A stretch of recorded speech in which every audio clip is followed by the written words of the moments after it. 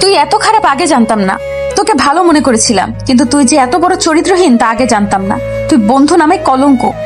তুই এইরকম জানলে কোনোদিনও তোর সাথে বন্ধুত্ব করতাম না। আসলে এটা তোর দোষ না, এটা তোর বাবা মায়ের দোষ, তোকে সঠিক শিক্ষা দিতে পারে নাই। আচ্ছা, এত ভালো মানুষের ঘরে তোর মতো চরিত্রহীনের জন্ম কিভাবে হলো সেটাই বুঝি না। এখন তো তোর জন্ম নিয়েও আমার সন্দেহ হচ্ছে। আর একটাও বাজে কথা বলবি না, যা বলার আমাকে বল। আমার বাবা মাকে নিয়ে একটা কথাও বলবি না। যা সত্যি তাই বলছি, চোরের আবার বড় গলা। তোর সাথে বন্ধুত্ব করা আমার জীবনের সবচেয়ে বড় ভুল।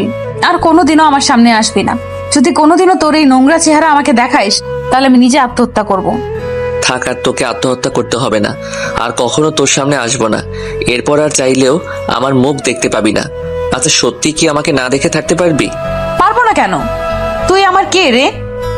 তোর এই নোংরা চেহারা দেখলে আমার বমি পায়। যত তাড়াতাড়ি পারিস তোর এই নোংরা চেহারাটা আমাকে দেখানো বন্ধ করিস। তোর এই পাপ চেহারাটা না দেখলেই বাঁচি। আচ্ছা, সরি রে, এতদিন তোকে ডিস্টার্ব করার জন্য। পারলে আমাকে ক্ষমা করিস আর ভালো থাকিস। তোর এই নোংরা চেহারাটা না দেখালেই ভালো থাকবো। আচ্ছা, তোর কথাই রাখবো। এই বলে সাকিবের বাসা থেকে বেরিয়ে আসলাম। রাস্তায় হাঁটতেছি আর দু চোখের অশ্রু বিসর্জন দিচ্ছি। এভাবে হাঁটতে হাঁটতে বাসায় চলে আসলাম।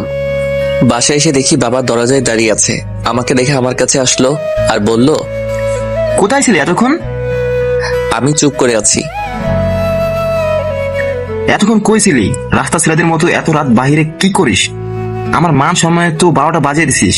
তোর বন্ধুরা বুয়েটে চান্স পাইছে আর তুই মেয়েদের সাথে স্পিলিং করে দিন কাটাচ্ছিস। তোকে ছেলে বলতে আমার লজ্জা করে। আচ্ছা, রাস্তায় এত মানুষ মারা যায়, তোকে কি আল্লাহ তাআলা দেখতে পায় না? আব্বা, তোর ওই মুখে আমার নাম নেবি না। আজ থেকে তোর এই বাড়িতে খাওয়া বন্ধ। কেউ যদি ওকে খাবার দাও তো আমার চেয়ে আর খারাপ কেউ হবে না। এই বলে বাবা চলে গেল আর আম্মা দূরে দাঁড়িয়ে কাঁদছে। কিছুক্ষণ দাঁড়িয়ে থেকে রুমে চলে আসলাম। কিছুক্ষণ পর সিমি আপু রুমে এসে খাবার দিয়ে গেল। দেখলাম ওর চোখেও পানি। খাবার দিয়ে চলে গেল, খাবার আর গলা দিয়ে নামলো না। সকালে যেতে হবে নতুন গন্তব্যে। এতক্ষণ কি হলো কিছুই বুঝলেন না তো? আসুন আপনাদের বুঝিয়ে দেই। তার আগে পরিচয়টা দিয়ে দেই। আমি সালাফি, বাবা মায়ের তৃতীয় ও সবচেয়ে ছোট ছেলে। বাবা মা আর বোনদের চোখের মণি। বড় বোনের নাম তুলি, মেজ বোনের নাম সিমি। বড় বোনের বিয়ের সম্বন্ধ চলতেছে। আমরা চারজন বেস্ট ফ্রেন্ড। বলতে গেলে আমরা চারজন, কিন্তু আত্মা একটাই, সাকিব, লিমা, সাব্বির আর আমি। এখন গল্পে আসা যাক। কলেজ জীবন আমাদের ভালোই চলছিল। লিমা আমার অনেক কেয়ার করত। বলতে গেলে ওর সব কথা আমার সাথে বেশি শেয়ার করত। প্রথমে বন্ধুত্ব থাকলেও আস্তে আস্তে আমার জীবনে লিমা অনেকটা জায়গা দখল করে নেয়। কিন্তু জানতাম না এটাই আমার জীবনে সবচেয়ে ভয়ঙ্কর আধার ডেকে আনতে চলেছে। একদিন কলেজ থেকে বাসায় যাচ্ছিলাম, হঠাৎ দেখি একটা মেয়ে আনমনে হাঁটছে। পিছনে একটা গাড়ি আসতেছে, কিন্তু সেদিকে তার কোনো খেয়াল নাই। রিক্সা থেকে নেমে দৌড়ে মেয়েটার কাছে গিয়ে মেয়েটাকে ধাক্কা দিয়ে সরিয়ে দিলাম। এতে মেয়েটা ছিটকে গিয়ে রাস্তার পাশের পোলের সাথে বাড়ি খেয়ে অজ্ঞান হয়ে পড়ে গেল। মেয়েটার জামার কিছুটা অংশ ছিঁড়ে গেছে আর মাথা দিয়ে রক্ত পড়ছে। দৌড়ে মেয়েটার কাছে গিয়ে মাথাটা কোলে নিয়ে পাশের মানুষদের সাহায্য চাইলাম, কিন্তু সবাই ভিডিও করা নিয়ে ব্যস্ত। তাই মেয়েটাকে কোলে নিয়ে ছুটতে লাগলাম। পাশ দিয়ে যাচ্ছিল লিমা, সেদিকে আমার কোনো খেয়াল নাই। হাসপাতালে নিয়ে মেয়েটাকে ভর্তি করে মেয়েটার ফোন থেকে ওর বাসায় ফোন দিলাম। মেয়েটার আত্মীয় স্বজন আসলে আমি বাসায় চলে আসলাম। বাসায় আসতেই সন্ধ্যা হয়ে গেল। বাসায় আসতে দেখি আব্বা দরজায় দাঁড়িয়ে আছে। আমাকে আসতে দেখে কিছু না বলে আমার গালে সজোরে 2টা থাপ্পড় মারলো। এরপর যা বলল তা শুনে নিজের কানকেই বিশ্বাস করতে পারছিলাম না। বাসার গেটে আব্বা দাঁড় করিয়ে জিজ্ঞেস করলো, কোথায় গিয়েছিলিস? কলেজে আব্বা। মিথ্যা বলতে তোর লজ্জা করে না? দিন দুপুর অন্য মেয়ের সাথে ডলাডলি করতে তোর লজ্জা করে না? একটা বারো আমার কথা ভাবলি না? আমার সম্মানের কথা ভাবলি না? আব্বা, আমি কি করছি? তুই কি করছিস জানিস না, তাই না? কুলাঙ্গার কোথাকার, কি করছিস মনে নাই? দাঁড়া, আমি মনে করে দিচ্ছি। লিমা! আব্বা লিমা বলে ডাক দেওয়ার সাথে সাথে লিমা ঘর থেকে বেরিয়ে আসলো। দেখলাম ওর চোখে পানি। এই কুলাঙ্গারটা কি করেছে ওর মনে নেই, ওকে মনে করে দাও তো। লিমা ওর ফোন বের করে একটা ভিডিও চালু করলো। ভিডিওতে আমাকে আর ওই মেয়েটাকে স্পষ্ট দেখা যাচ্ছে। আমি মেয়েটাকে কোলে নিয়ে দৌড়াচ্ছি। মনে পড়েছে এবার কি অপরাধ করছিস? তোর মতো কুলাঙ্গার মুখটা দেখতেও ঘৃণা লাগছে। আব্বা, আমার কথাটাকে শুনো প্লিজ। কিসের মতো কথা? অপরাধ করে তুই মুখে মুখে কথা বলছিস? আচ্ছা, তুই কি সত্যি আমার সন্তান? এই কথা শুনে মা কাঁদতে লাগলো। মায়ের কান্না দেখে আমারও চোখের পানি চলে আসছে। আজ আমার জন্য মায়ের সতীত্বের প্রশ্ন উঠেছে, আর একজন নারীর কাছে তার সতীত্বের দাম সবচেয়ে বেশি। আব্বা, আমাকে যা বলার বলো, মাকে কিচ্ছু বলবে না। আমার সাথে রেগে কথা বলছিস? এত বড় সাহস তোর? দাঁড়া, তোর সাহস ছুটাচ্ছি। এই বলে আব্বা একটা লাঠি এনে এলোপাতাড়ি পিটাতে লাগলো। আমি শুধু কাতরাচ্ছি আর বলছি, আব্বা, আমি কোনো খারাপ কাজ করি নাই, কিন্তু কে শোনে কার কথা? আব্বা মারতেই আছে। অন্যদিকে সিমি আপু মাকে ধরে কাঁদতেছে আর বলছে, মা, আব্বাকে মারতে মানা করো প্লিজ। এইভাবে মারলে ভাইয়া মরে যাবে। ও মা, তুমি তো মা, প্লিজ তুমি কিছু করো। মা কিছুই বলছে না, শুধু কাঁদছে। অন্যদিকে লিমা শুধু দাঁড়িয়ে দাঁড়িয়ে দর্শকের মতো দেখছে, সাথে বড় আপুও। সিমি আপু কোনো উপায় না পেয়ে আব্বার পা জড়িয়ে ধরে বলছে, আব্বা প্লিজ ভাইয়াকে ছেড়ে দাও, আর মেরো না, ভাইয়া মরে যাবে। আব্বা তুমি দয়া করো। সিমি আপুর কথাই মনে হয় আব্বার কিছুটা দয়া হয়েছে, তাই আব্বা আমাকে ছেড়ে দিয়ে বললেন, আজ তোকে ছেড়ে দিলাম, কিন্তু তোর খাওয়া দাওয়া বন্ধ, তোর কলেজ যাওয়া বন্ধ, তোকে আর পড়তে হবে না। কেউ যদি ওকে খাবার দেয় তার জন্য কঠিন শাস্তি অপেক্ষা করছে। এই বলে আব্বা চলে গেল। মাও কাঁদতে কাঁদতে চলে গেল, সাথে বড় আপুও। সিমি আপু দৌড়ে এসে আমার মাথা ওর কোলে নিয়ে কাঁদতে লাগলো, আর লিমাকে বলল, একটু সাহায্য করো তো প্লিজ, ভাইয়াকে রুমে নিয়ে যাই। ওকে ছুতেও আমার ঘৃণা হয়, আর সাহায্য তো দূরের কথা। তোমরা না বেস্ট ফ্রেন্ড, তাহলে তুমি এসব বলছো কেন? Best friend? হাসালেন। ওর মতো চরিত্রহীন আমার বেস্ট ফ্রেন্ড? ও মরলেও আমার যায় আসে না। চুপ, আর একটাও বাজে কথা বলবে না। আজকের জন্য অনেক পস্তাবে তুমি। এখন আমাদের বাসা থেকে বের হও। যাচ্ছি, আপনাদের বাসায় থাকতে আসি নাই। চরিত্রহীনের বোনের আবার বড় কথা। এই বলে লিমা চলে গেল। সিমি আপু আমাকে ধরে রুমে নিয়ে গেল আর ব্যান্ডেজ করে দিল। আমি আপুকে বললাম, সত্যি বলছি আপু, আমি কিছু করি নাই। আবার তোর উপর বিশ্বাস আছে। আচ্ছা দাঁড়া, তোর জন্য খাবার নিয়ে আসি। থাক আপু, খাবো না, একটু আদর করে দাও তো। আজ তোমার আদর খাবার খুব ইচ্ছে করছে। আচ্ছা আয়। আমি আপুর কোলে মাথা রাখলাম, আর আপু আমার মাথায় হাত বোলাতে লাগলো। এইভাবে কখন যে ঘুমিয়ে গেছি মনে নাই। পরের দিন সকালে ঘুম থেকে উঠে ফ্রেশ হয়ে ভাবছি খাবার টেবিলে যাব কিনা। একবার ভাবলাম যাব না, আবার ভাবলাম কাল হয়তো আব্বা রাগের মাথায় বলেছে। 7-5 ভেবে চলে গেলাম খাবার টেবিলে। দেখলাম সবাই খাচ্ছে। আমি গিয়ে মাকে বললাম, আজকে আমাকে না ডেকে খেতে শুরু করছো, খাবার দাও, খুব ক্ষুধা লাগছে। এরপর আব্বা যা করলো এর জন্য আমি মোটেও প্রস্তুত ছিলাম না। আব্বা আমাকে খাবার টেবিলে দেখে রেগে সব খাবার লন্ডভন্ড করে দিল। আমি যেন বাকশক্তি হারিয়ে ফেলছি। এরপর আমার কাছে এসে, জানোয়ার, তোকে না কাল বলছি এই বাড়িতে তোর খাওয়া বন্ধ, তাহলে তুই এখানে কেন?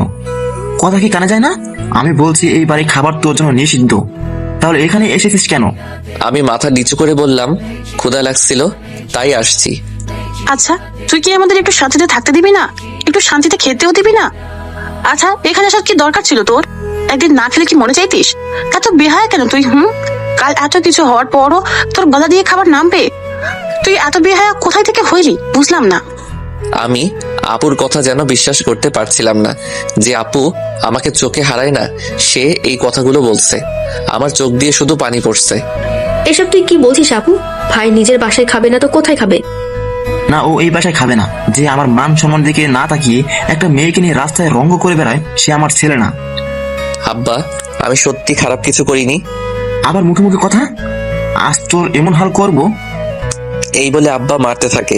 একসময় আমাকে টেনে হিচড়ে রুমে নিয়ে দরজা বন্ধ করে দেয় আর বলে, এই রুমে যেন কেউ খাবার না দেয়, না হলে ব্যাপারটা খুব খারাপ হয়ে যাবে। আমি রুমের মেঝেতে বসে কান্না করছি। কতক্ষণ কাঁদছি মনে নাই, পেটের ক্ষুধায় মরে যাচ্ছি। হঠাৎ দেখি সাকিব কল করছে। কল করে বলল, আজ কলেজে আসিস নাই কেন রে হারামি? দোস্ত প্লিজ কিছু খাবার আমার রুমের জানালা দিয়ে দিবি প্লিজ, আর কিছুক্ষণ এইভাবে থাকলে মরে যাব। এভাবে বলছিস কেন? কি হয়েছে বল। প্লিজ দোস্ত দিয়ে যা। এখনই যাচ্ছি, একটু ওয়েট কর। কিছুক্ষণ পর সাকিব খাবার নিয়ে এসে জানালা দিয়ে দিল। আমি ঠিক মতো হাঁটতে পারছি না। আমার অবস্থা দেখে সাকিব কেটে দিল আর বলল, তোর এই অবস্থা কেন দোস্ত? কি হয়েছে তোর? কে তোর এই অবস্থা করেছে? প্লিজ বল দোস্ত। সব আমার ভালো মানুষের ফল রে। আচ্ছা তুই যা, আব্বা দেখলে খুব রাগ করবে। যা প্লিজ। সাকিবকে অনেক বুঝিয়ে পাঠিয়ে দিলাম। এইভাবে প্রায় 1 মাস চললো। সাকিব প্রতিদিন খাবার দিয়ে যায়। একদিন হঠাৎ দেখি কে জানি দরজা খুলে দিল। দরজা খোলার সাথে সাথে সিবি আপু দৌড়ে এসে আমাকে জড়িয়ে ধরে কাঁদতে লাগলো। আমার চোখ দিয়ে পানি বের হচ্ছে না, কেন হচ্ছে না জানি না। পিছনে দেখলাম সাকিব আর মা দাঁড়িয়ে আছে। মা, কেমন আছো? বেঁচে আছি কিনা দেখতে আসছো তাই না? দেখো, মরি নাই, বেঁচে আছি। মা আমার কথা শুনে কাঁদতে কাঁদতে চলে গেল। এই দোস্ত, তাড়াতাড়ি রেডি হয়ে নে, বাইরে যাব। আমি সাকিবের কথা শুনে স্তব্ধ হয়ে গেলাম। ও কি সত্যি বলছে? কি ভাবছিস? সত্যি বলছি, তাড়াতাড়ি নে, বাইরে যাব। চেহারা কি করে রাখছিস? সাকিবের কথায় বাহিরে যাওয়ার লোভটা সামলাতে পারলাম না। তাড়াতাড়ি রেডি হয়ে গেলাম। আয়নার সামনে গিয়ে নিজেকে চিনতে পারলাম না। মনটা খারাপ হয়ে গেল। সাকিব পিছন থেকে ঘাড়ে হাত দিয়ে বলল, মন খারাপ করিস না, সব ঠিক হয়ে যাবে, চিন্তা করিস না। তুইও কি ওদের মতো মনে করিস আমি চরিত্রহীন? দুনিয়ার সবাই বললেও আমি বিশ্বাস করবো না, আমি আমার বন্ধুকে চিনি। তাহলে লিমা চিনল না কেন? ওর কথা বাদ দে, ওর নামও আর বলবি না। আচ্ছা, আমিও তোমাদের সাথে যাব। ঠিক আছে আপু, চলেন। তিনজনে বাহির হলাম। রুমের বাহিরে দেখে আব্বা মাথা নিচু করে বসে আছে। আমাদের আসার শব্দ শুনে আমার দিকে কেমন করে যেন তাকালো। আমি দেখার সাহস পেলাম না। বাহিরে চলে আসলাম। বাহিরে বেরিয়ে একটা দীর্ঘ নিঃশ্বাস ফেললাম। আজ কতদিন পর খোলা আকাশ দেখলাম। বাহিরের মানুষজন কেমন করে যেন দেখছে। চল আগে সেলুনে যাব। তিনজনে সিএনজিতে এসে আগে সেলুনে গেলাম। সিমি আপু আর সাকিব অনেক কথা বলছে আমার মন ভালো করার জন্য। আমি শুধু শুনছি যে সেলুন থেকে তিনজনে একটা পার্কে গেলাম। সেখানে গিয়ে একপাশে তিনজনে বসলাম। সাকিব খাওয়ার জন্য কিছু আনতে গেল। আমি সিমি আপুকে বললাম, আমাকে বাহির করলে কেমনে আপু? সে অনেক কথা, পরে শুনিস। না, এখন শুনবো। আচ্ছা শোন তাহলে। আমি সাকিবকে অনেক অনুরোধ করি আব্বাকে রাজি করানোর জন্য। সাকিব প্রায় প্রতিদিন আব্বার কাছে আসে আর হাত পা ধরে অনুরোধ করে। আব্বা অনেক ভাবে অপমান করে, কিন্তু সাকিব হাল ছাড়েনি। অবশেষে আজ পা ধরে অনেক অনুরোধ করে কান্না করে। অবশেষে আব্বা রাজি হয়। এত কিছু হয়ে গেল আর আমি জানতে পারলাম না। কি হয়ে গেল আর কি বুঝতে পারলি না? আমি সাকিবকে জড়িয়ে ধরে কাঁদতে লাগলাম। সাকিব আমাকে সান্ত্বনা দিতে লাগলো। অনেকক্ষণে তিনজনে গল্প করলাম। তারপর তিনজনে উঠে বাহিরে আসতে যা দেখলাম, নিজের চোখকে বিশ্বাস করতে পারছিলাম না। দেখলাম লিমা একজনের সাথে, পার্কের একপাশে লিমা আর সাব্বির বসে আছে। লিমাকে দেখে ওর সাথে কথা বলার লোভটা সামলাতে পারলাম না। ওদের দিকে যেতে চাইলে সিমি আপু বাধা দিয়ে বলল, তুই ওদের কাছে যাবি না। আমি কোনো বাধা না মেনে ওদের কাছে চলে আসলাম। ওদের সামনে গিয়ে জিজ্ঞেস করলাম, কেমন আছিস তোরা? সাব্বির তাড়াতাড়ি আমার কাছে এসে বলল, আমরা ভালো আছি, তুই কেমন আছিস? এ কি হাল হয়েছে তোর? মাফ করে দিস ভাই। সাব্বির, তুই চরিত্রহীনের কাছে মাফ চাচ্ছিস কেন? আর ওর মতো রাস্তার কুকুরের সাথে কথা বলছিস কেন? তোকে না মানা করছি? লিমা এসব কি বলছিস? ঠিকই বলছি। আর তোর ওই নোংরা মুখে আমার নাম নিবি না। আর সাব্বির, তুই থাকলে থাক, আমি গেলাম। এই বলে লিমা কাঁদতে কাঁদতে চলে যেতে লাগলো। কেন কাঁদছে বুঝলাম না। সাব্বিরও পিছে পিছে চলে গেল। সিমি আপু আমাকে বলল, বললাম না ওদের কাছে যাস না, কথা শুনিস না কেন? আরে ধুর আপু, লিমা শয়তানি করলো। ওর সাথে অনেকদিন কথা বলি নাই তো, তাই রাগ করছে হয়তো। চলো বাসায় যাই। তিনজনে বাসায় চলে আসলাম। সাকিব আমাদের নামিয়ে দিয়ে চলে গেল। রাতে খাওয়ার কথা বলতে মা আসলো। আয় বাবা, খেতে আয়, তোর সব প্রিয় খাবার রান্না করছি আজকে। আমার ক্ষুধা নাই মা, তোমরা খেয়ে নাও।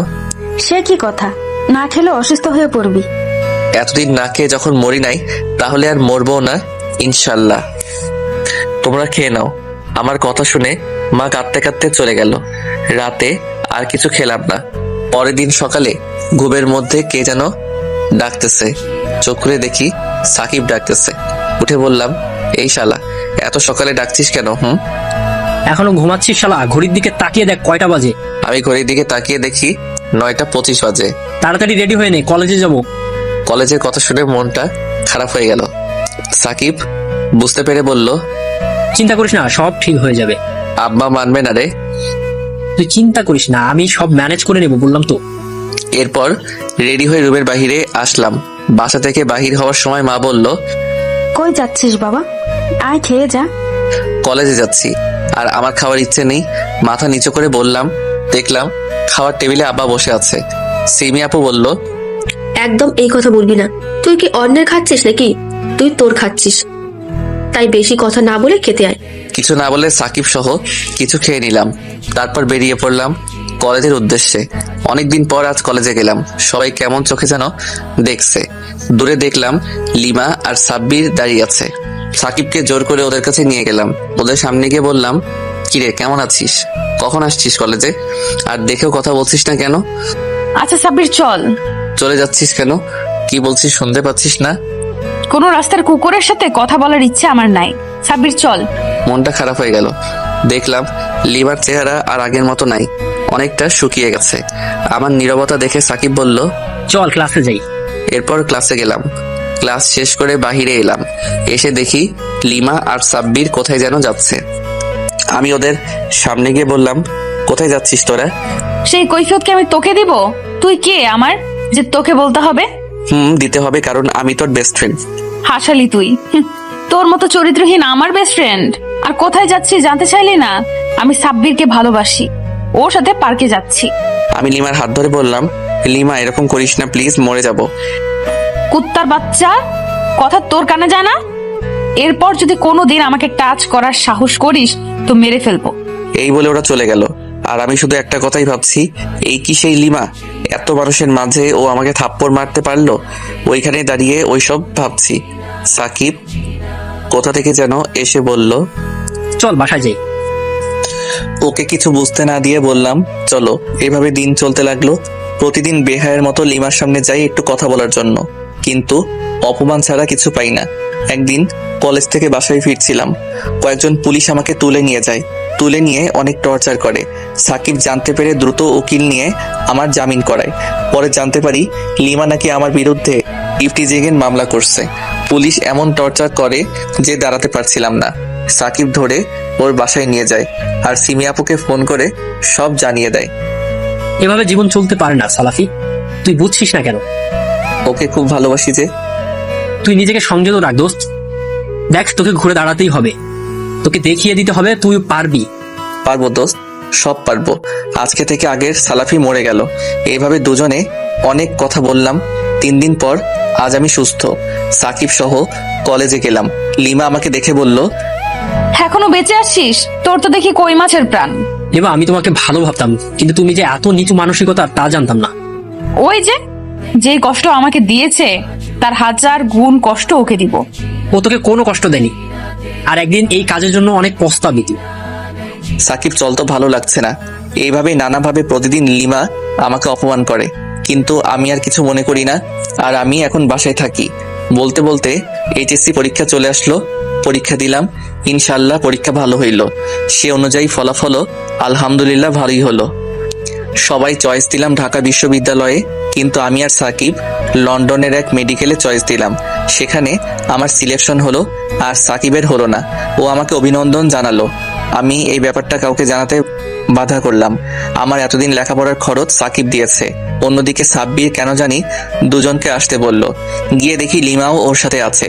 ওদের 3 জনের ঢাকা বিশ্ববিদ্যালয়ে সিলেকশন হয়েছে। আমার হয়নি শুনে লিমা বলল, ঢাকা বিশ্ববিদ্যালয় কি যেমন তেমন রাস্তার কুকুরের জন্য নাকি যে সবার চান্স হবে? আমি শুনে হাসলাম, সাথে সাকিবও হাসলো। তারপর আমি বললাম, আচ্ছা আমার পক্ষ থেকে আজ তোদের জন্য ট্রিট। আমার কথাই লিমা যেন কেমন করে তাকালো। মনে হয় ভাবলো আমি দুঃখে পাগল হয়ে গেছি। একটু পর ওদের কাছে বিদায় নিয়ে বাসায় চলে আসলাম। বাসায় এসে যা দেখলাম তার জন্য মোটেও প্রস্তুত ছিলাম না।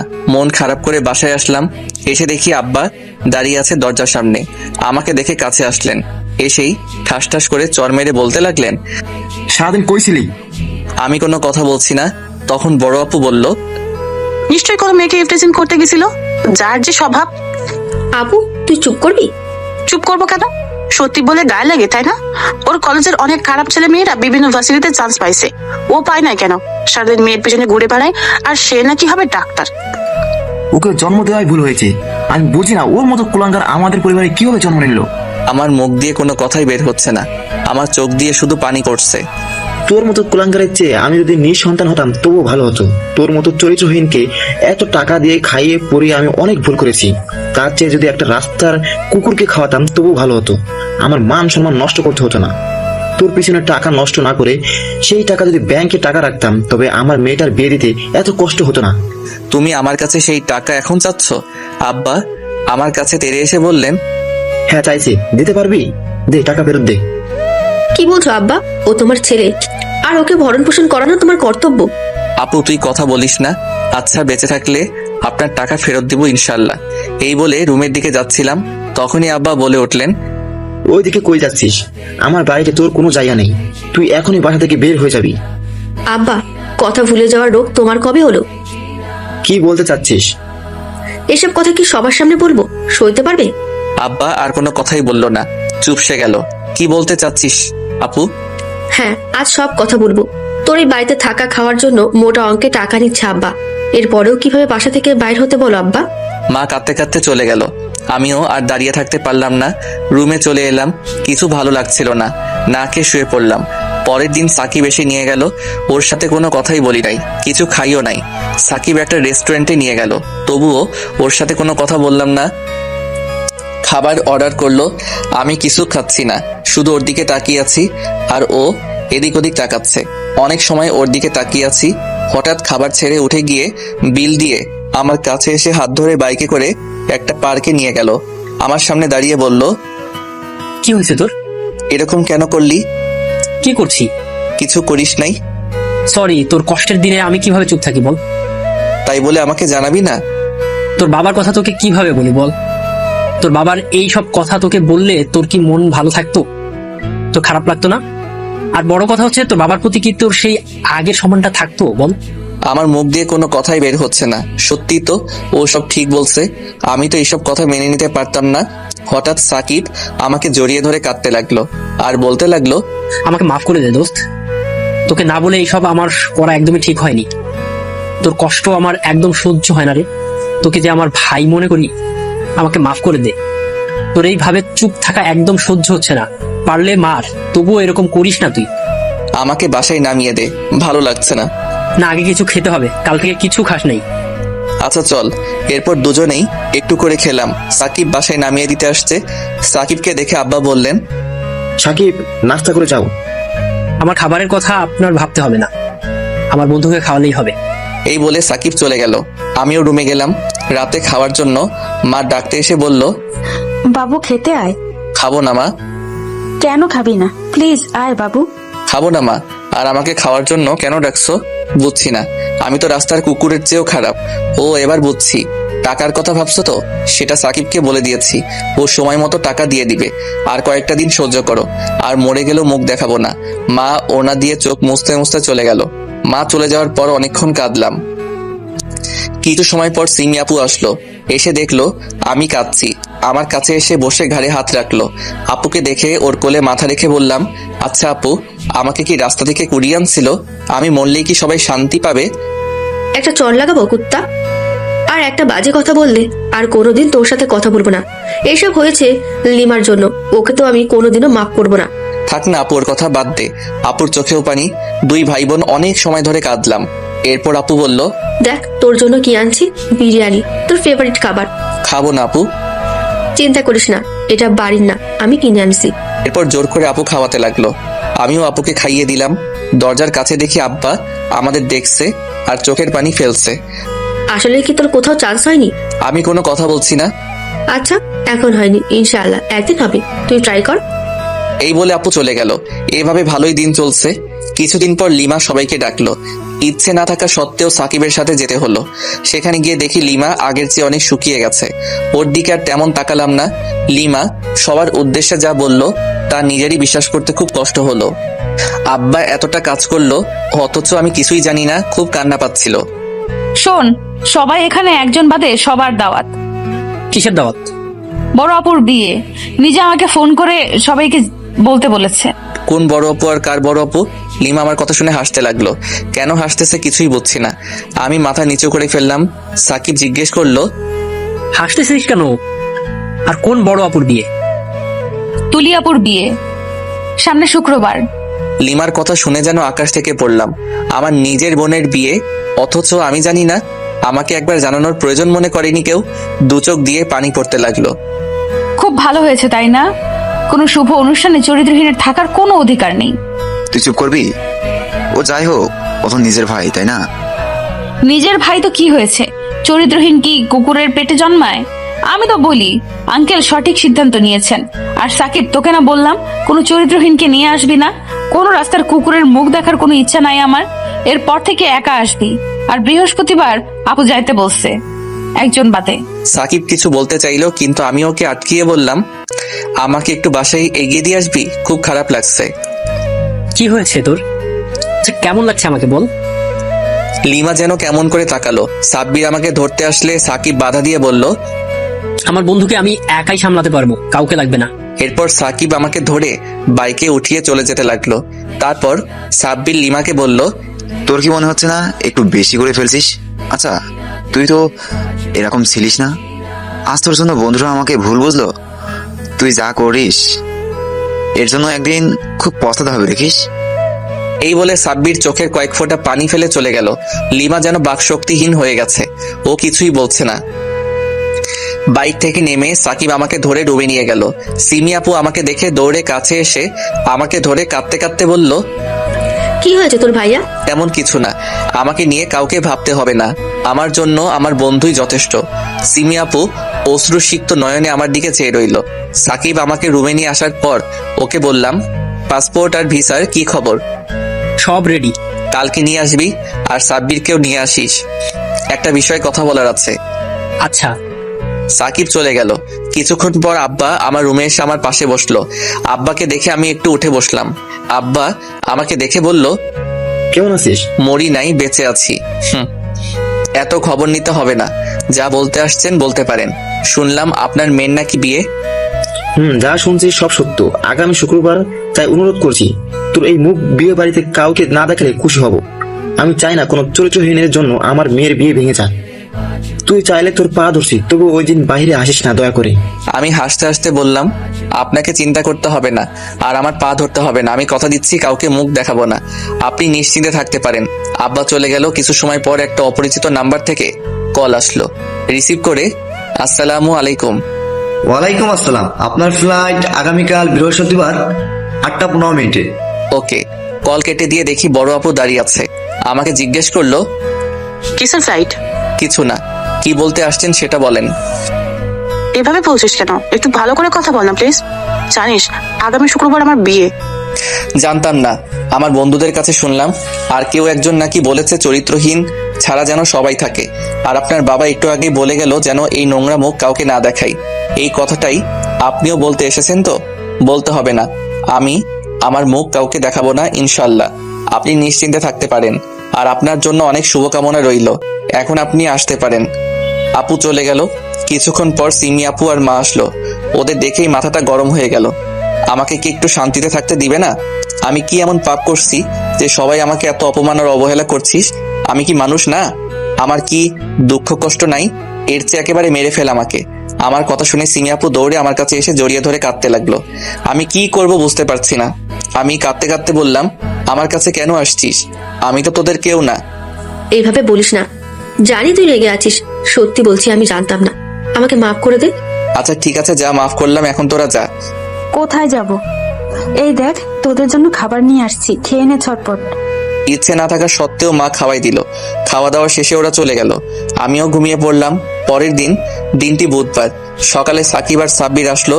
সাকিব আমাকে পাসপোর্ট আর ভিসার কাগজগুলো এগিয়ে দিয়ে বলল, এই নে তোর জিনিস। কি এসব? কিছু না। আচ্ছা কেমন আছিস তোরা? আলহামদুলিল্লাহ ভালো। সাব্বির, তোর রিলেশন কেমন চলছে? কিসের রিলেশন? আমি হাসতে হাসতে বললাম, নে, আমার কাছ থেকে কিছু লুকাতে হবে না। আচ্ছা শোন, কাল তো লিমার জন্মদিন। আজ রাত 12টায় ওকে সারপ্রাইজ দিতে চাচ্ছি। সাব্বির, তোর কোনো আপত্তি আছে? আপত্তি কেন থাকবে বল? আর আমাকে জিজ্ঞেস করছিস? কিছু না, সে কথাই রইল। সাকিবের বাসায় আয়োজন কর তোরা। আর সাকিব, তুই আজ আমার সাথে থাকলে কি তোর কোনো সমস্যা হবে? এভাবে বলছিস কেন? সারাদিন আজ তোর সাথেই থাকবো। আমি থাকলে কি খুব সমস্যা হবে? মাথা নিচু করে বলল, আরে তেমন কিছু না, তুই তো খুব ব্যস্ত মানুষ। লিমাকে সময় দিতে হবে তোকে, আরো কত কাজ। কিন্তু থাকতে চাইলে থাকতে পারিস। সাব্বিরও থেকে গেল। সিমি আপু আমাদের কাছে আসলো কফি নিয়ে। সিমি আপুর চোখের চাহনি আজ কেমন যেন লাগছে, কেমন করে যেন সাকিবের দিকে তাকিয়ে আছে। আমি কিছু বললাম না। একটু পর সিমি আপুকে অন্য রুমে ডেকে নিয়ে গেলাম। গিয়ে বললাম, আপু আমি যা জিজ্ঞেস করব সত্যি কথা বলবি। আমি বুঝেছি তুই কি বলতে চাইছিস। সাকিবকে ভালোবাসিস আপু? আপু কোনো কথা বলছে না। বুঝলাম পজিটিভ। ও যে তোর চেয়ে ছোট, মেনে নিতে পারবি? বাহ। তাতে কি, ছোটদের কি ভালোবাসা যাবে না? আর যাকে ভালোবাসা যায় তাকে যে কোনো পরিস্থিতিতে মেনে নেওয়া যায়। বাহ বাহ। সিমি আপু লজ্জা পেয়ে দৌড়ে চলে গেল। আমি আবার ওদের কাছে গেলাম। তিনজনে সারাদিন অনেক মজা করলাম, অনেক কিছু খেলাম।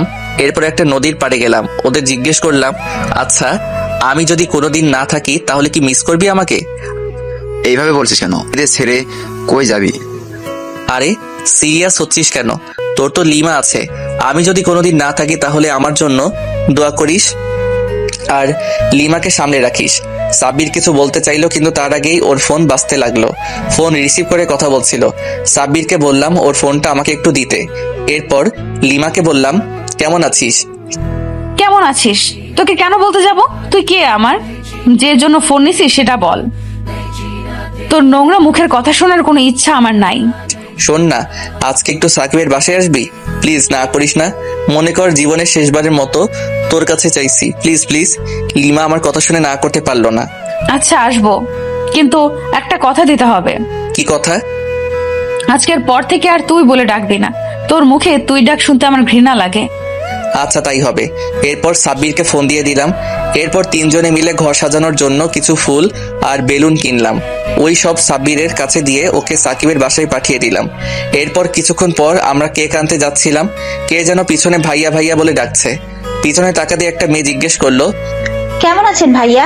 আলহামদুলিল্লাহ। কে আপনি? চিনলাম না। আরে আমার কথা মনে নাই? ওই যে রাস্তায় অ্যাক্সিডেন্ট করছিলাম, আপনি আমাকে হাসপাতালে নিয়ে গেছিলেন, এরপর তো আপনার কোনো খবর নাই। ও চিনতে পারছি। তো কেমন আছেন এখন? আলহামদুলিল্লাহ। ভাইয়া আমি কিন্তু আপনার ছোট, আর আমার একটা নাম আছে জান্নাত। আমাকে তুমি করে ডাকলে খুশি হব। একটা ছেলে এসে জান্নাতের পাশে দাঁড়ালো। আচ্ছা ঠিক আছে। আচ্ছা ইনি কে? আমার ভাইয়া। কাল আমার ভাইয়া গায়ে হলুদ, তাই কিছু কেনাকাটা করার জন্য আসছে। ও আচ্ছা, কংগ্রেস ভাইয়া। ধন্যবাদ। এরপর চারজনে কথা বলছিলাম। লিমা ওই দিক দিয়ে যাচ্ছিল। আমাদের দেখে রাগ করে চলে গেল রিকশায় করে। কিছুক্ষণ পর আমরা কেক নিয়ে সাকিবের বাসায় গেলাম। রাত 11:45। লিমা দরজায় বেল বাজালো। আমি দরজা খুলে দেখি ও পেস্ট কালারের একটা হিজাব পরে এসেছে। ওর চোখ দুটো দেখেই আবার মায়ায় পড়ে গেলাম। কতক্ষণ তাকিয়েছিলাম মনে নেই। ওই এইভাবে তাকিয়ে থাকার কি আছে? একটু পিছনে ঘুর প্লিজ। আমার কথা শুনে পিছনে ঘুরলো।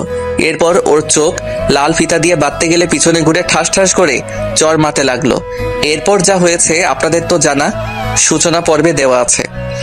এরপর আমি চলে আসার পর সাকিব বলল, আজকের কাজটা তুই একদম ঠিক করিস নাই। তোকে আমার ফ্রেন্ড ভাবতেও এখন লজ্জা লাগছে আমার। জানিস আজ সালাফি কত খুশি ছিল। আজ তো জন্মদিন আমাদের কারোর মনে ছিল না, শুধু ওর মনে ছিল। কি আজ আমার জন্মদিন? আমার তো মনেই ছিল না। আজ আমি তোকে বলছি তুই ফ্রেন্ড হওয়ার যোগ্য না। তুই আমাকেও ওর থেকে দূরে রাখিস। জানিস ওর জন্য কত কষ্ট হয়েছে, কিন্তু কিছু বলতে পারি নাই। ওই চরিত্রহীনটার হয়ে তুইও আমায় কথা শোনাচ্ছিস? আর একবার এই কথা বললে তোর জিভ টেনে ছিঁড়ে ফেলবো। কিন্তু তুই যে অপবাদ ওকে দিয়েছিস সেটা যদি মিথ্যে হয় আর কোনোদিনও জানতে পারি, তাহলে মনে রাখিস না তোকে ছাড় দেব। তোরা যে কষ্টটা সালাফিকে দিয়েছিস কোনোদিন তোদের আমি মাফ করবো না। এখন তোরা যা এখান থেকে। সাকিবের কথা শুনে ওরা চলে গেল। আজ বৃহস্পতিবার সকালে সাকিব আসছে। কিছুক্ষণ পর লিমা আর সাব্বিরও বাইকে আসলো। ম্যাচিং ড্রেস পরে দুপুরে সিমি আসলো। সাকিব, তোকে কিছু বলার আছে। বল। আমার একটা কথা রাখবি? এভাবে বলছিস কেন? তুই বললে তো নিজের জীবনটাও দিতে পারি। সিমিয়াপুর হাতটা সাকিবের হাতে দিয়ে বললাম, জীবন দিতে হবে না, আমার জীবনটাকে আগলে রাখলেই হবে। সাকিব লজ্জায় মাথা নিচু করে ফেললো, আর সিমিয়াপু আমার বুকে মুখ লুকালো। এত লজ্জা পেতে হবে না। সাকিব, আমার বোনটাকে আগলে রাখিস, আর আমি না থাকলে ওর চোখে পানি আসতে দিস না প্লিজ। কই যাবি তুই? কোথাও যেতে দিব না, তুই আমার কাছে থাকবি। আচ্ছা ঠিক আছে, মাকে একটু ডাক দে তো। সিমি মাকে ডেকে দিল। আমি সিমিকে বললাম সাকিব আর সাব্বিরকে বাহিরে নিয়ে নাস্তা দিতে। ওরা বাহিরে গেল। মা একটু আমার পাশে বসবে? মা আমার পাশে বসলো। মাকে বললাম আমার জন্য একটু ভাত নিয়ে আসবে, শেষবারের মতো তোমার হাতে খাবো। মা চোখের পানি আঁচলে মুছে চলে গেল। কিছুক্ষণ পর ভাত নিয়ে আসলো, আমাকে খাইয়ে দিল। খাওয়া শেষে মা আমাকে মাফ করে দিও, আমার জন্য তোমাকে অনেক বাজে কথা শুনতে হয়েছে। আচ্ছা মা, তোমার কোলে মাথা রেখে একটু ঘুমাই। এরপর মায়ের কোলে মাথা রেখে শুয়ে পড়লাম। বিকালে কারো চেঁচামেচিতে ঘুম ভেঙে গেল, দেখলাম মায়ের কোলে এখনো শুয়ে আছি।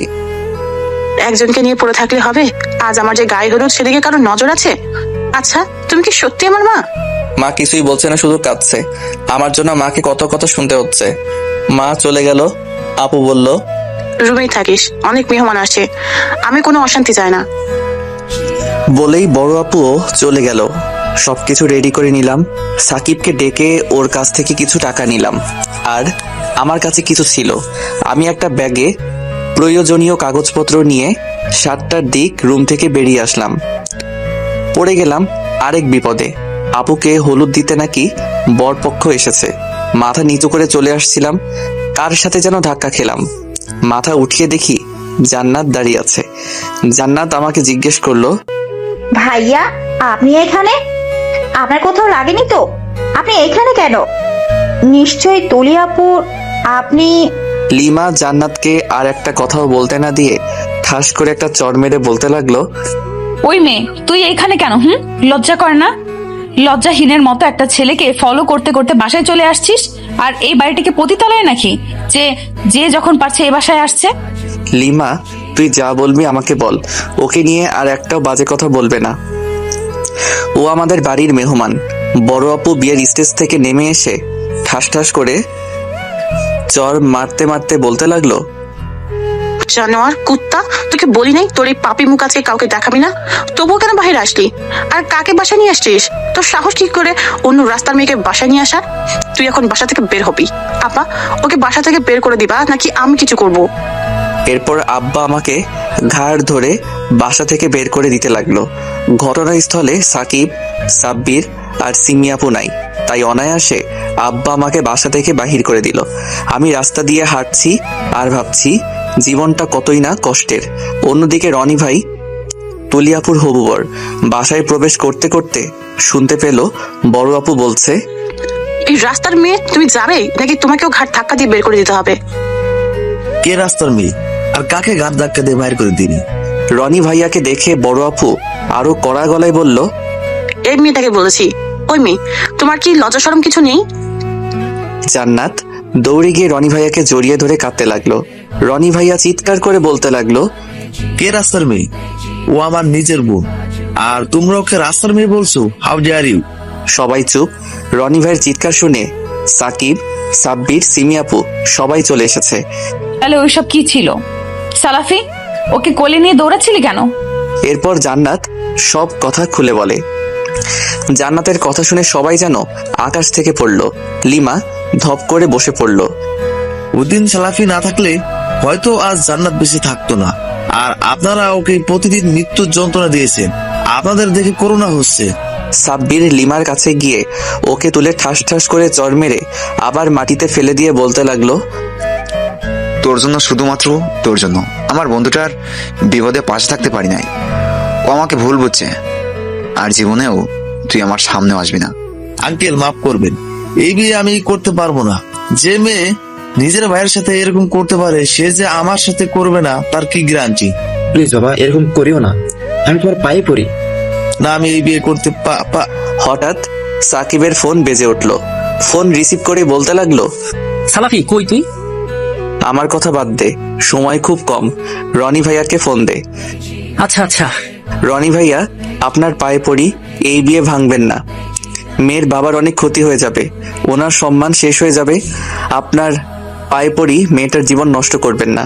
রনি ভাইয়া কিছুক্ষণ চিন্তা করে রাজি হয়ে গেলেন। সাকিব, তুই আমাকে মাফ করে দিস, আর 10 মিনিট পর আমার ফ্লাইট। তোকে না জানিয়ে চলে আসছি, তোদের সবাইকে ছেড়ে অনেক দূর চলে যাচ্ছি। বেঁচে থাকলে আবার দেখা হবে। না, তুই এটা করতে পারিস। কল কেটে দিছি। সাকিব হ্যালো হ্যালো করতে করতে মাটিতে বসে পড়লো আর কাঁদতে লাগলো। কিসের ফ্লাইট? আর সালাফি কোথায় যাচ্ছে? লন্ডনে যাচ্ছে। কেন? ওখানে ও কি করবে? ওখানে ওর মেডিকেলে চান্স হয়েছে, 10 মিনিট পর ওর ফ্লাইট। ও আমাদের সবাইকে ছেড়ে চলে যাচ্ছে রে। এই কথা শুনে সিমিয়াপু আছে এসে বলতে লাগলো, তুই যা বলছিস সব মিথ্যে, তাই না? আমার ভাই কোথাও যাবে না, তাই না? আমার ভাই আমাকে ছেড়ে কোথাও যেতে পারে না। তুই মিথ্যে বলছিস। এইসব বলে কাঁদতে লাগলো। সাকিব সিমিকে বুকে জড়িয়ে নিয়ে কাঁদতে লাগলো। তুই এত বড় সত্যিটা লুকিয়েছিস, আর সবাই সবাই কতই না ফেইলার বলে অপমান করেছে। সালাফি বলতে নিষেধ করেছে। হঠাৎ সাকিবের ফোনে একটা SMS আসলো, বালিশের নিচে চিঠি আছে পড়ে নিস। এরপর সাকিব কল দিতে লাগলো, কিন্তু ফোন অফ। সাকিব আর সাব্বির দ্রুত বাইক নিয়ে এয়ারপোর্টে খুঁজতে লাগলো, কিন্তু কোথাও পেল না। অবশেষে হতাশ হয়ে বাসায় ফিরে আসলো। সিমি আপু সাকিবের কলার ধরে ঝাঁকিয়ে ঝাঁকিয়ে বলতে লাগলো, ওই আমার ভাই কই? কোথায় আমার ভাই? তোরা আমার ভাইয়াকে কোথায় লুকিয়ে রাখছিস? আমরা অনেক খুঁজেছি কিন্তু পাই নাই, বিশ্বাস করো। তোরা কেমন বন্ধু যে আমার ভাইটাকে আটকে রাখতে পারলি না? আমি তোদের আর কিছু বলতে পারলো না। অজ্ঞান হয়ে সাকিবের বুকে পড়ে গেল। সাব্বির বালিশের নিচ থেকে চিঠিগুলো আনলো। চিঠিগুলো পড়ে কেউ কারো চোখের পানি ধরে রাখতে পারলো না। চিঠিতে লেখা ছিল, প্রথমে আমার সালাম নিবেন, জানি আপনি অনেক ভালো আছেন, ভালো থাকারই কথা। আজ আপনার মেয়ের বিয়ে, এর চেয়ে বড় কথা আজকে আপনার চোখের বিষ, যার জন্য আপনার সম্মান নষ্ট হয়েছে, সেই কুলাঙ্গারটা আর আপনার চোখের সামনে আসবে না, আর আপনার অন্ন ধ্বংস করবে না। আচ্ছা আব্বা, আপনি তো আমায় খুব ভালোবাসতেন, আমি তো আপনার চোখের মণি ছিলাম। আপনি তো আমাকে চোখে হারাতেন, আমি না খেলে আপনিও খেতেন না। আমি অসুস্থ হলে সারা রাত আমার সেবা করতেন। আমি ব্যথা পেলে আমার চেয়ে তো আপনি বেশি ব্যথা পেতেন। তাহলে কি সব মিথ্যা ছিল? আচ্ছা, আমি কি এতটা অবহেলা পাওয়ার যোগ্য ছিলাম? আমি কি এতটাই খারাপ ছিলাম? আমি তো কোনোদিন আপনার কথার বাহিরে যাই নাই, আপনার কথা মতো সব করছি। তাহলে এতটা অবহেলা পেলাম কেন? সত্যি বলছি আব্বা, তোমার সম্মান নষ্ট হয় এমন কোনো কাজ আমি করি নাই, এমন কাজ আমি করার কল্পনাও করতে পারি না। আব্বা, তুমি তো অপরের সাহায্য করা শিখাইছো, তাহলে আজ কেন আমাকে এতটা মরণ যন্ত্রণা দিলে? তাহলে কি তোমার শিক্ষা ভুল ছিল? যাই হোক, আর কথা বাড়াতে চাই না। আজ আপনার দোয়াটা অনেক প্রয়োজন ছিল, আশাও করেছিলাম, কিন্তু সবার ভাগ্যে কি সবকিছু হয়? ভালো থাকবেন। আর আমাকে এতদিন খাইয়ে পরিয়ে বড় করার জন্য ধন্যবাদ। আল্লাহ তাআলার কাছে দোয়া করি যাতে আপনার টাকাটা দিয়ে মরতে পারি। জানি পিতামাতার ঋণ কখনো শোধ করা সম্ভব না, তবুও চেষ্টা করব। আর এই যে বড় আপু, তোকে বলছি, তুই তো এমন ছিলিস না, তুই তো আমাকে খুব ভালোবাসতিস। আমি তো তোর বেস্ট ভাই ছিলাম। তুই তো বলতিস আমি নাকি তোর বেস্ট ভাই ছিলাম, তাহলে কি মিথ্যা বলছিস? আর একটা কথা বলি, তোর ভাই কোনোদিন কোনো মেয়েকে ইফটিজিং করেনি। একটা বাহিরের মেয়ের কথা শুনে আমার সাথে যে ব্যবহার করছেন, একটা রাস্তার কুকুরের সাথেও মানুষ সেই ব্যবহার করে না। আর আলহামদুলিল্লাহ, আমিও অতটা ফেইলার না, আল্লাহ তাআলা কিছু মেধা আমাকেও দিছে। আজকে থেকে তোদের উপর থেকে ভাই আর ছেলের কলঙ্কটা উঠিয়ে নিলাম। ভালো থাকিস। আমার কথা শুনে বাবা ধপ করে বসে পড়ল, আর বড় আপু যেন কথা বলার ভাষা হারিয়ে ফেলেছেন, মাথা নিচু করে শুধু কান্না করছে। পরের চিঠি। প্রিয় লিমা, আশা করি ভালো আছো, ভালো থাকারই কথা। জানিস, তোর একটা কথার জন্য পরিবারের সবচেয়ে আদরের ছেলেটা আজ অবহেলিত। কেন করলি এমন? কি ক্ষতি করেছি তোর? অন্য মানুষকে সাহায্য করাই কি আমার সবচেয়ে বড় দোষ? তুই তো আমার সবচেয়ে কাছের বন্ধু ছিলিস, আমার ব্যাপারে সব জানতিস, তাহলে এইটুকুতেই কেন এমন করলি? জানিস, তোর কেয়ার করা, অন্য মেয়েদের দিকে তাকাতে না দেওয়া, সময় মতো সকালে জাগিয়ে দেওয়া ইত্যাদি দেখে মনে করছিলাম তুই আমাকে ভালোবাসিস। এই কি তোর ভালোবাসার নমুনা? আজ একটা সত্যি কথা বলছি, তোকে খুব ভালোবাসতাম, নিজে চেয়েও, তাই তোর কাছে ছুটে যেতাম তোর এত অপমানের পরেও। কিন্তু আজ থেকে তোকে আমি ভালোবাসি না, সবচেয়ে ঘৃণা করি। তোর জন্য আমার জীবনটা শেষ হয়ে গেছে। এর চেয়ে যদি আমাকে একেবারে মেরে ফেলতিস তাহলেও এত কষ্ট পেতাম না রে। আমি যখন কষ্টের সাগরে হাবুডুবু খাচ্ছি, তখন তুই অন্য কারো প্রেমে মগ্ন। আর বেশি কিছু বলতে চাই না রে, তোকে অভিশাপ দিব না। সাব্বির খুব ভালো ছেলে, ওকে ভালো রাখিস, আর ভালোবাসার মানুষকে একটু বিশ্বাস করতে শিখিস। ভালো থাকিস সবাই। চিঠি পড়তে পড়তে সাব্বিরের দু চোখ বেয়ে পানি পড়ছে। ও যেটা ভাবছিল ওইটাই সঠিক হলো, আর একটা চিঠি বাকি আছে, ওইটাও হাতে নিয়ে পড়তে লাগলো। প্রিয় মা, সবাই ভালো থাকলেও জানি তুমি ভালো নেই। আমার জন্য তোমাকে অনেক কথা শুনতে হয়েছে, এমনকি তোমার চরিত্র নিয়েও প্রশ্ন তুলতে পিছুপা হয়নি। মা, ও মা গো, তুমি আমাকে মাফ করে দিও। সত্যি বলছি মা, তোমার ছেলে অতটাও খারাপ না মা। জানি কেউ বিশ্বাস না করলেও তুমি করবে। আজ খুব ইচ্ছে করছিল তোমার কোলে মাথা রেখে ঘুমাতে, এর জন্যেও তোমাকে কথা শুনতে হলো। শেষবারের মতো ইচ্ছে করছিল তোমাকে জড়িয়ে ধরে কাঁদতে, কিন্তু পারলাম না মা, আমাকে মাফ করে দিও। তোমাকে বলে আসতে পারলাম না মা। আর একটা কথা, সাকিব খুব ভালো ছেলে, আর সিমি আপু আর সাকিব দুজনকে খুব ভালোবাসে। ওদেরকে মেনে নিও। আর শেষবারের মতো একটা কথা বলছি, নিজের খেয়াল রেখো। বেঁচে থাকলে ইনশাআল্লাহ একদিন তোমার এই চরিত্রহীন কুলাঙ্গার ছেলে ফিরবে। ভালো থেকো সবাই। সবাই কান্নায় ভেঙে পড়েছে। বিয়ে বাড়ি যেন কান্নাপুরিতে পরিণত হয়েছে। সবচেয়ে সিমি আপু সাকিবের বুকে মাথা রেখে খুব কান্না করছে। হঠাৎ মা কান্না থামিয়ে বলতে লাগলো, সাকিব আমার একটা কথা রাখবে বাবা? বলেন আন্টি, নিজের ছেলে মনে করে বলতে পারেন, বলেন। তুমি আমাকে আর সিমিকে তোমার বাসায় নিয়ে যাবে? আমার সালাফি আসলে সব খরচ দিয়ে দিবে। আমি জানি আমার ছেলে একদিন ফিরে আসবে, আর খুব তাড়াতাড়ি। এসব আপনি কি বলছেন আন্টি? আমি কি আপনার নিজের ছেলে না? আর যতদিন ইচ্ছে আপনি থাকবেন। আজ থেকে আমি আপনার আরেক সন্তান। পারবেন তো আমাকে ছেলে হিসেবে মেনে নিতে? কি বলছো এসব? তুমি কোথাও যাবে না। আপনার কাছে কি আমি অনুমতি চাইছি? এতদিন কিছুই বলি নাই, আজ বলবো। আপনি আমাকে আর তুমি করে ডাকবেন না। আপনার মুখটাও দেখতে আমার ঘৃণা হচ্ছে। আচ্ছা, নিজে জন্ম দেওয়া ছেলের সাথে কি কেউ এরকম করতে পারে?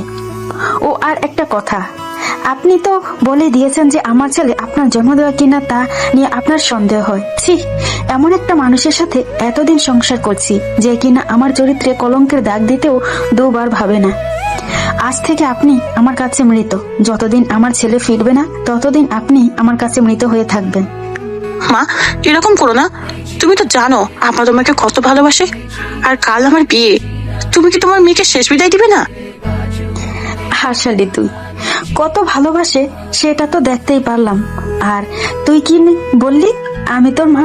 দুপুরে কি বলেছিস মনে আছে? আমি তোর মা, তা নিয়ে তোর সন্দেহ হয়। একজন মায়ের কাছে এটা কত কষ্টের কথা জানিস? আজ থেকে আমার একটা ছেলে, একটা মেয়ে। সাকিব, তুমি আমাকে এখান থেকে নিয়ে যাও বাবা। সব আমার দোষ, আজ আমার জন্য এসব হচ্ছে। তোমরা আমাকে মাফ করে দাও। খুব বেশি ভালোবেসে ফেলেছিলাম, তাই ওর পাশে কোনো মেয়েকে দেখতে পারি নাই। এই বলে লিমা কাঁদতে লাগলো। সাকিব চলো আম্মা। হঠাৎ সাকিবের ফোন বেজে উঠলো। সাকিবের ফোনে ওই পাশ থেকে ফোন দিয়ে এয়ারপোর্ট থেকে একজন বলল, আপনি কি সাকিব বলছেন? আমি সাকিব বলছি। আপনি কে? আমি এয়ারপোর্ট থেকে বলছি। সালাফি ইসলামের আপনি কি হন? আমি ওর ভাই হই। কেন? আমরা দুঃখের সাথে জানাচ্ছি যে 8:15 ছেড়ে যাওয়া ফ্লাইটটি দুর্ঘটনায় বিধ্বস্ত হয়ে গেছে। কেউ বেঁচে নেই। আপনারা এসে লাশ চিহ্নিত করে নিয়ে যাওয়ার জন্য অনুরোধ করা হলো। সাকিবের হাত থেকে ফোন পড়ে যায়। সাকিব ধপাস করে মাটিতে বসে পড়ে আর কাঁদতে থাকে। সাকিবের কান্না দেখে মা জিজ্ঞেস করে, কি হয়েছে বাবা? সাকিবের মুখ দিয়ে কোনো কথাই বাহির হচ্ছিল না। এবার সিমি সাকিবের কাছে বসে প্রশ্ন করে, কি হয়েছে আমাকে বলো। যে ফ্লাইটে সালাফি যাচ্ছিল ওই ফ্লাইটে অ্যাক্সিডেন্ট করেছে। কি বলছো এসব? একজনও নাকি বেঁচে নেই। আমাদের তাড়াতাড়ি সেখানে লাশ চিহ্নিত করার জন্য যেতে বললো। মা, এটা হতে পারে না। আমার ভাই আমাকে ছেড়ে যেতে পারে না। তুমি মজা করছো তাই না? তুমি আমাকে মিথ্যা বলছো তো? না, আমি মিথ্যা বলছি না। না, তুমি মিথ্যে বলছো। আমার ভাই আমাকে ছেড়ে কোথাও যেতে পারে না। আমার ভাইকে তুমি এনে দাও। কেমন বন্ধু তুমি? নিজের বন্ধুকে আগলে রাখতে পারো না? আমার ভাইটার সাথে শেষবার আমি কথা বলতে পারিনি। ভাই, এই ভাই, কই তুই? দেখ, তোর আপু তোকে ডাকছে। হাই না ফিরে। তুই তো জানিস তোর বোন তোকে ছাড়া থাকতে পারে না। এই ভাই। সিমি আপু আর কিছু বলতে পারলো না, অজ্ঞান হয়ে পড়ে গেল। সাকিব ধরে মেঝেতে বসে সিমি আপুর জ্ঞান ফিরানোর চেষ্টা করছে। জান্নাত কাঁদছে আর রনি ভাইকে বলছে, এইসব আমার জন্য হয়েছে, তাই না ভাইয়া? আমাকে সেদিন যদি ভাইয়াটা সাহায্য না করতেন তাহলে আজ তার এই অবস্থা হতো না। মা যেন বাকশক্তিহীন হয়ে গেছে, শুধু নির্বাকের মতো তাকিয়ে আছে। এইসব আমার জন্য হয়েছে, আমি এই সব কিছুর জন্য দায়ী। না, সালাফের কিছু হয়নি। ও আমাদের ছেড়ে কোথাও যাবে না। ও এতটা স্বার্থপর হতে পারে না। ওর কাছে মাফ চাওয়ার অধিকারটুকু কেড়ে নিতে পারে না। আমি ওকে খুঁজতে যাব না, আমার ছেলে আমাকে ছেড়ে যেতে পারে না। আমি আমার ছেলেকে খুঁজতে যাব। হঠাৎ মা উঠে দাঁড়িয়ে আব্বার কাছে যায়, গিয়ে ঠাস ঠাস করে চড় মেরে বলে, খবরদার ওই নোংরা মুখে আমার ছেলের নাম নেবেন না। সালাফি শুধু আমার ছেলে আর কারো না। আমার ছেলেকে আমি খুঁজতে যাব, আর কেউ না। সাকিব বাবা, আমাকে নিয়ে চলো না প্লিজ। চলেন আন্টি, আমি নিয়ে যাচ্ছি। না থাক, তোমার কষ্ট করতে হবে না বাবা। আজকে আমার ছেলের খারাপ অবস্থা দেখে সবার করুণা হচ্ছে, তাই না? চাই না কারো করুণা। আমার ছেলে যখন কষ্টের সাগরে হাবুডুবু খাচ্ছিল তখন তোমরা মজা নিয়েছিলে। আমার ছেলেটাকে কষ্ট দিতে প্রেমের অভিনয় করেছিলে। আজ কারো সাহায্য লাগবে না। প্লিজ আন্টি, এভাবে বলবেন না। সালাফিকে আমি কখনো কষ্ট দিতে চাইনি, শুধু একজন ছলনাময়ীর কথায় ভুল বুঝছিলাম, কিন্তু আমি তাকে নিজের ভাই মনে করি। প্লিজ আন্টি, আমাকে মাফ করে দেন। এই বলে সাব্বির মায়ের পা ধরে কাঁদতে লাগলো। অবশেষে সাব্বির, সিমি, সাকিব, রনি ভাইয়া, জান্নাত মা এয়ারপোর্টের উদ্দেশ্যে বেরিয়ে পড়লো। আব্বা, বড় আপু আর লিমা ঠাই দাঁড়িয়ে থাকলো। লিমা আসার সময় সাব্বির আর মায়ের পা ধরে কান্না করছিল, কিন্তু কোনো লাভ হয়নি, কেউ সাথে নেয়নি। এয়ারপোর্টে পৌঁছাতে দেরি হয়ে গেছে সবার। ডিএনএ নমুনা নেওয়া শেষ। এই কথা শুনে সবাই আরো কান্নায় ভেঙে পড়লো। মা, আমার ভাইটাকে কি শেষবারের মতো একটু দেখতেও পারবো না? ভাইয়া, ভাইয়া, তুই ফিরে আয় প্লিজ। কেউ তোকে আর কিচ্ছু বলবে না। আমি, মা আর তুই অনেক দূরে থাকবো, কেউ যাতে তোকে কষ্ট দিতে না পারে। প্লিজ একটা বার ফিরে আয়। এই সিমি, তুই কান্না করছিস কেন? দেখ আমি কি কান্না করছি? আমি তো ওর মা, আমি জানি ওর কিচ্ছু হয়নি। আমার সন্তান ও, আমি ওকে গর্ভে ধারণ করেছি।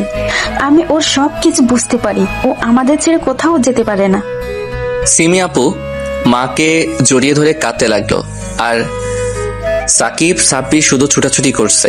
এয়ারপোর্ট থেকে জানিয়ে দেওয়া হয়েছে সকালে সবার লাশ আত্মীয় স্বজনের হাতে তুলে দেওয়া হবে।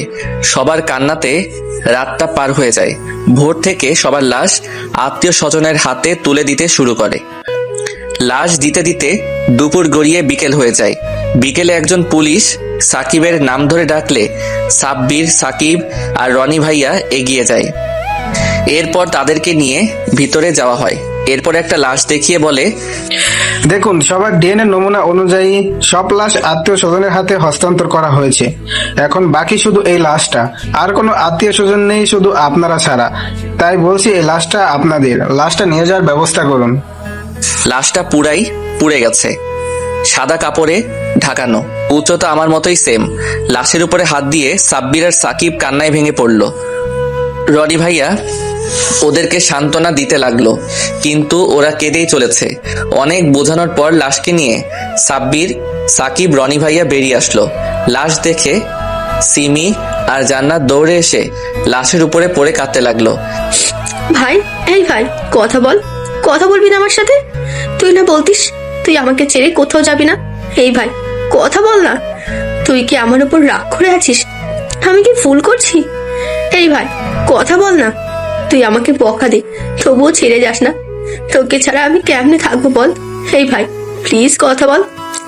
এই আমি কান ধরছি, আমার উপরে রাগ করে থাকিস না প্লিজ। ভাই, তুই না বলতিস আমাকে সবসময় আগলে রাখবি? এখন কে আমাকে আগলে রাখবে বল? আমি তোকে আগলে রাখতে পারলাম না। এইসব বলে সিমি আপু কাঁদতে লাগলো। সবাই কাঁদছে, শুধু মা বাদে। মা মূর্তির মতো দাঁড়িয়ে আছে। মা কিছুই বলছে না। অবশেষে আমাকে সাকিবের বাসায় নিয়ে আসা হলো। গোসল করানো হলো। আমার গোসল দিল সাকিব। আমি প্রায়ই ওকে বলতাম আমি ওর আগে মরলে যেন ও আমাকে গোসল করায়। আব্বা, লিমা, বড় আপু এরাও এসেছে আমাকে শেষবারের মতো দেখার জন্য। মা এসে একটা রুমে সিটকানি দিয়ে রুমের ভিতর তসবি পড়ছে আর আমার জন্য দোয়া করছে। লিমা অনেকবার আমার লাশটাকে দেখতে চেয়েছে, কিন্তু সাকিব দেখতে দেয়নি। অবশেষে লাশের খাটিয়া সবার ঘাড়ে উঠাতে গেলে সিমি আপু চিৎকার দিয়ে বলতে থাকে, তোমরা আমার ভাইকে কোথায় নিয়ে যাচ্ছ? ছাড় আমার ভাইকে। আমার ভাইয়ের কিচ্ছু হয়নি। আমার ভাই আমার উপরে রাগ করেছে, তাই কথা বলছে না। রাগ কমে গেলে কথা বলবে। তোমরা আমার ভাইকে কোথাও নিয়ে যাবে না। সবাই সিমি আপুকে শক্ত করে ধরে রেখেছে। অবশেষে লাশটাকে কবরস্থ করা হয়। আব্বা কবরে মাটি দিতে আসলে সাকিব বাধা দেয়। আব্বা অনেক অনুরোধ করে, কিন্তু সাকিব কোনো কথা শুনেনি। কবর দেওয়া শেষে সাকিব আর সাব্বির কবর উপরে শুয়ে কাঁদতে থাকে। তুই না বলতিস আমরা যেখানে যাব চারজন একসাথে যাব, বাঁচলে একসাথে বাঁচবো আর মরলে একসাথে? তাহলে আজ কেন এরকম করলি? আমাদের ছেড়ে কেন চলে গেলি? ফিরে আয় না প্লিজ। আমরা তোকে ছাড়া যে ভীষণ শূন্য, এ আর আমাদের হাসি ঠাট্টায় মাতিয়ে রাখবে। প্লিজ একবার ফিরে আয় দোস্ত, এই বলে সাকিব আর সাব্বির কাঁদতে লাগলো।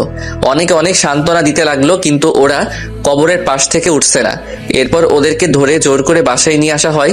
বাসায় আসতেই সিমি সাকিবের কলার ধরে বলতে লাগলো, ওই আমার ভাই কই? আমার ভাইকে কোথায় রেখে আসছিস? জানিস না আমার ভাই অন্ধকারে ভয় পায়? যা আমার ভাইয়াকে নিয়ে আয়, প্লিজ নিয়ে আয় না প্লিজ। সবাই কান্নায় ভেঙে পড়লো। এভাবে 2 দিন চলে গেল। সাব্বির আর সাকিব প্রতি রাতে কবরের পাশে শুয়ে থাকে। সিমি আপু কিছু খায়নি। হঠাৎ মা খাবার নিয়ে সিমির রুমে প্রবেশ করে। সিমিকে বলে, তুই খাচ্ছিস না কেন? তুই আর কাঁদবি না। তুই জানিস না তোর ভাই তোকে ছেড়ে কোথাও যেতে পারে না?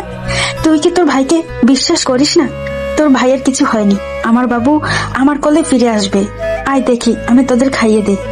তোর ভাই আসলে অনেক বকে দিবে কিন্তু। মায়ের কথা শুনে সাকিব, সাব্বির আর সিমি আপু মাকে জড়িয়ে ধরে কাঁদতে লাগলো। তারপর মা ওদেরকে খাইয়ে দেয়।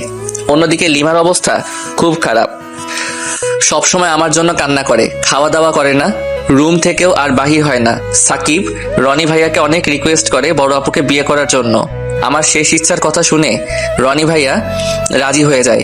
অবশেষে ওদের বিয়ে হয়। সাকিব আর সিমিরও বিয়ে হয়েছে। সাব্বির আর জান্নাতের সম্পর্ক হয়। তারাও অনেক সুখে আছে এখন। কিন্তু রাত হলে সাকিব ভুলে না কবরের পাশে আসতে। আব্বা এখন পুরাই একা হয়ে গেছে। সাকিব আর সাব্বির মাঝে মাঝে লিমাকে দেখতে যায়। লিমা এখন মানসিক রোগীর মতো আচরণ করে। রনি ভাই বড় আপুকে দেখতেই পারতো না, কিন্তু আস্তে আস্তে ওদের সম্পর্ক স্বাভাবিক হয়। এভাবে 4 বছর চলে যায়। 4 বছর পর লিমার মাথায় ব্রেন ক্যান্সার ধরা পড়ে। লন্ডন থেকে একজন স্পেশাল ডাক্তার আসার কথা। ডাক্তার বলে দিয়েছে আজকের অপারেশনে রোগীর বাঁচার সম্ভাবনা 2%। তাই মানবতার খাতিরে মা, সিমি আপু, সাকিব, সাব্বির সবাই এসেছে। সাকিব দেখতে পেল একজন ডাক্তার এবং তার সাথে একজন মহিলা ডাক্তার হেঁটে আসছে। ডাক্তার দুজন ওটিতে ঢুকে পড়ল। দীর্ঘ 2 ঘন্টা পর ডাক্তার ওটি থেকে বেরিয়ে বলল, অপারেশন সাকসেসফুল। জি আলহামদুলিল্লাহ। এই অপারেশনটা আমাদের কাছে খুব ক্রিটিক্যাল ছিল। আমাদের দেশের ডাক্তার দ্বারা কখনোই সম্ভব হতো না। শুধু এই ডাক্তার দম্পতির জন্য আজ নীলাই বেঁচে গেল। আর একটা সুখবর আছে। কি সুখবর ডাক্তার? যেখানে অপারেশন করতে 2-3 লাখ টাকা, সেখানে ডাক্তার নিজেই কোনো টাকা নিতে চাননি। আপনাদের কপাল খুব ভালো। আচ্ছা ডাক্তারের নাম কি? ডাক্তারের নাম বাবু। বাবু নাম শুনে মা চমকে গেল। আচ্ছা আমরা কি তার সাথে কথা বলতে পারি? না, এখন না। ডাক্তার এখন খুব ক্লান্ত, উনি এখন রেস্ট নেবেন। আচ্ছা আমরা কি এখন রোগীর সাথে দেখা করতে পারি? না, এখন না, আগে বেডে দেই তারপর। আচ্ছা ধন্যবাদ ডাক্তার। এরই মধ্যে পুরুষ ডাক্তার হনহন করে চলে গেল। সাকিব এগিয়ে আসলো, কিন্তু নাগাল পেল না। কিছুক্ষণ পর মহিলা ডাক্তার বের হয়ে চলে যেতে লাগলো। আবার ফিরে এলো। এসে মায়ের সামনে হাঁটু গেড়ে বসলো। বসে মাকে সালাম দিল। দিয়ে বলতে লাগলো, কেমন আছেন মা? আলহামদুলিল্লাহ ভালো আছি। আপনি কে? আর আমাকে মা ডাকছেন কেন? আপনি হয়তো ভুল করেছেন। আমি লামিয়া, আর আমি ভুল করছি না মা। আমি কি আপনাকে মা ডাকতে পারি না? আর আমাকে আপনি করে ডাকবেন না প্লিজ, তুই করে ডাকবেন। মনে করবেন আমিও আপনার আরেক মেয়ে। সে না হয় ঠিক আছে, তোমাকে তো আমি আগে দেখিনি। না, তুমি আমাকে দেখেছো? তুমি কে বলো তো? আমি আপনাকে দেখছি, অনেকবার দেখছি। আর ওই যে ছেলেটা গেল, আমি তার হবু বউ। আমাকে দেখেছো কিভাবে? আর ওই ছেলেটাকে? দেখছি। আর ওই ছেলেটাই হলো বাবু, আমার হবু বর। আমি তোমাকে কখনো দেখি নাই। তোমার মুখের মাস্কটা খুলবে কি? না মা, আমি পারবো না। আগে আমার হবু স্বামীর অনুমতি নিতে হবে। আর আপনি সিমি আপু তো? কিন্তু আমাকে চিনলেন কিভাবে? বড় আপুকে চিনতে কি সমস্যা হয়? আর ছোট বোনকে কি আপনি করে বলে? সরি, আসলে তোমাকে চিনতে পারি নাই তো, তাই বললাম। আচ্ছা তুমি আমাদের কিভাবে চিনলে? একজন আপনাদের ব্যাপারে খুব সুন্দর করে বলছে, এত সুন্দর করে বলছে যে না চিনে উপায় নেই। এটা সাকিব ভাই, তাই না? আপনি আমাকেও চেনেন? না চিনে উপায় কি বলেন? দিনে কমপক্ষে 1000 বার আপনার কথাটা যে শুনি, আর আপনিও আমাকে আপনি করে বলছেন। কথাই বলবো না কারোর সাথে। আচ্ছা সরি। আচ্ছা আমার কথা কিভাবে শুনো বলো তো? কে আমার কথা বলে?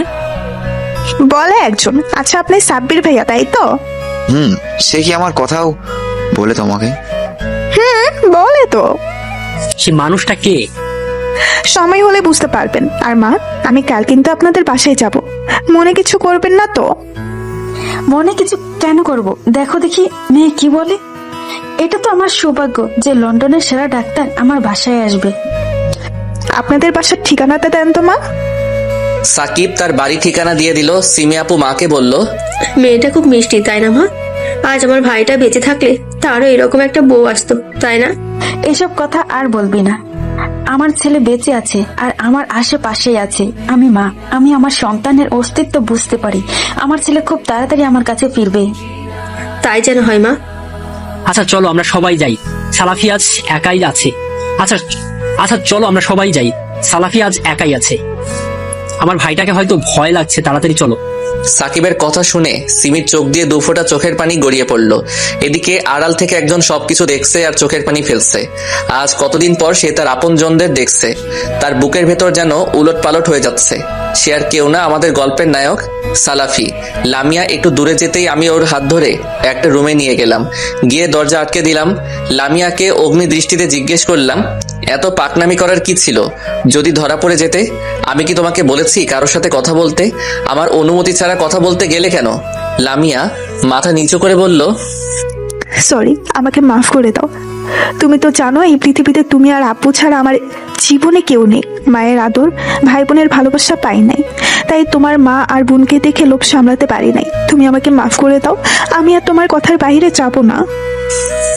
এই বলে লামিয়া কাঁদতে লাগলো। আমি ওর কাছে গিয়ে জড়িয়ে নিলাম বুকে। আমাকে মাফ করে দাও পাগলি, আমি বুঝতে পারি নাই। তুমি আমাকে বকা দাও, তবুও কেঁদো না। লামিয়া কেঁদেই চলেছে। আর কোনো উপায় না পেয়ে ওর থুতনিতে হাত দিয়ে ওর মুখটা একটু উপরে তুলে বললাম, আমার রাজকন্যার আম্মুটা কি খুব রাগ করেছে? রাজকন্যার আব্বু তো সরি বলেছে, তাকে কি ক্ষমা করা যায় না? এই দেখেন, সে কান ধরেছে। এই কথা শুনে লামিয়া ফিক করে হেসে আমার বুকে মুখ লুকালো। এরপর বলল, আমি কালকে মায়ের কাছে যেতে চাইছি, রাজকুমারের বাবা কি অনুমতি দিবে? যথা আজ্ঞা মহারানী। দুজনেই হেসে উঠলাম। পরের দিন সিমি আপু আর মা লামিয়াকে নিয়ে কথা বলছে।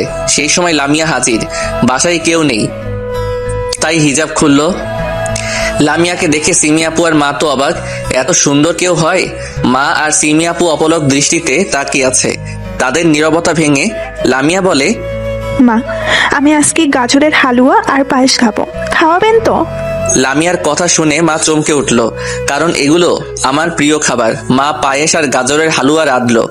লামিয়াকে আমার জন্য কিছু প্যাক করে নিল আমার জন্য। বাসা থেকে বাহির হওয়ার সময় দেখলো একটা কবর। এটা কার কবর? আমার ভাইয়ের। আমার স্বামী প্রতিদিন এই কবরের পাশে থাকে, তো তাই এত পরিষ্কার। জিন্দা মানুষেরও কবর হয়? কি বললে? কিছু না। আচ্ছা আপু থাকেন, আসি আজকে।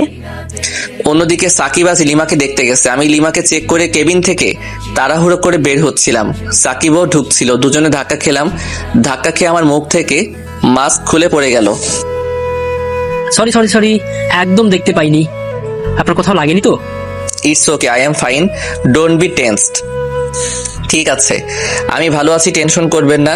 সাকিব আরো কিছু বলতে চাইলো, কিন্তু আমি কিছু বলার সুযোগ না দিয়ে হন হন করে রুমে চলে আসলাম। রুমটা হসপিটালের আবাসিকের এক কর্নারে, বুঝতেই পারছেন ভিআইপি রুম। আমি রুমে এসে আয়নার সামনে দাঁড়িয়ে কাঁদতে লাগলাম। আমাকে মাফ করে দিস দোস্ত, তুই এত কাছে তবুও তোকে আমার পরিচয় দিতে পারছি না। তোকে একবার বুকে জড়িয়ে নিতে পারছি না। কিভাবে বুকে জড়িয়ে নিব বল? আজ বেঁচে থেকেও আমি সবার কাছে মৃত। কিভাবে তোদের কাছে গিয়ে নিজের পরিচয় দিব বল? আমাকে মাফ করে দিস। এইসব বলে কাঁদতে লাগলাম। কোনোদিন তোকে মাফ করবো না। পিছন থেকে এই কথা শুনে পিছনে ঘুরে তাকালাম। হ্যাঁ, যা ভাবছি তাই। সাকিব দাঁড়িয়ে আছে। আমি মাথা নিচু করে নিলাম। তোকে কোনোদিন মাফ করবো না। এতগুলো দিন আমার সাথে যোগাযোগ রাখিস নাই। তোর আইডিয়া আছে কতটা কষ্টে আমরা ছিলাম? আমরা তো তোকে কষ্ট দেই নাই, তাহলে আমাদেরকে কেন কষ্ট দিলি বল? তোর আইডিয়া আছে সিমি কতটা কষ্ট পেয়েছে, মা কতটা কষ্ট পেয়েছে? এমন কোনোদিন নাই যে তোর জন্য চোখের পানি ফেলে নাই। তাদের চোখের পানির কোনো দাম নেই তোর কাছে, তাই না?